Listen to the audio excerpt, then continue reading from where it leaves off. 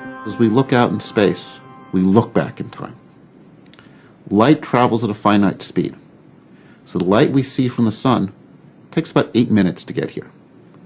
We see the sun not as it is, but as it was 8 minutes ago. We look out the night sky, we see the nearby stars. They might be 10 or 20 light years away. We see them as they were 10 or 20 years ago. The deeper into space we peer, the closer to the Big Bang we see. Light from distant stars takes billions of years to reach us. Stretching so much in transit, it turns into radio waves.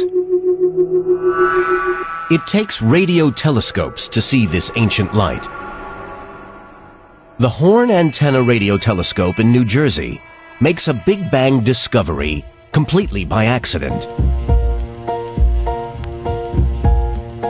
In the 1960s, at the Bell Telephone Laboratories, Arno Penzias and Robert Wilson are measuring radio waves from clouds of gas in the Milky Way.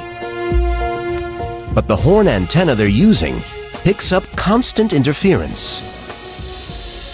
It sounds like this, and it's coming from every direction. Everywhere they looked, they saw the same background signal. Didn't make sense to them. They first thought it was something wrong with their experiment. They cleaned their experiment. They removed the pigeon droppings in their experiment. That was a potential source of problems. They recalibrated their experiment. It was a very careful effort. The strange noise remains. Penzias and Wilson home in on the source. They were able to show that this radiation wasn't something on Earth. It wasn't something from our galaxy. It was something coming from deep space. It was everywhere. The radiation hitting their antenna is older and farther than anything ever detected.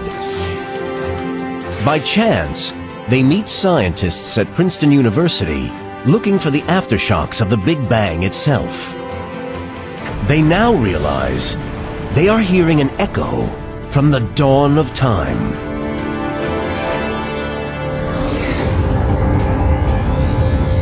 The Big Bang was so powerful and so hot, remnants of that heat still survive. The heat began as super-hot X-ray radiation.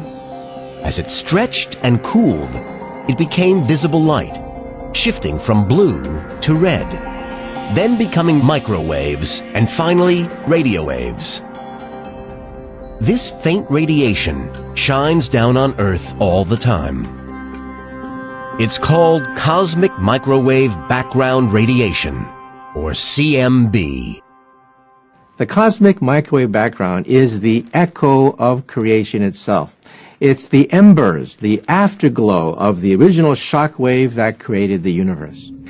If we had microwave eyes that could see microwave radiation, then every night we would see the Big Bang coming out. Looking at the heavens, we would actually see an explosion. More than 13 billion years later, we have a way to see this cosmic glow with the naked eye. You take your TV set, switch it between channels. A couple % of the static that you see on your TV screen is radiation from the Big Bang. This cosmic radiation is a direct connection to the Big Bang.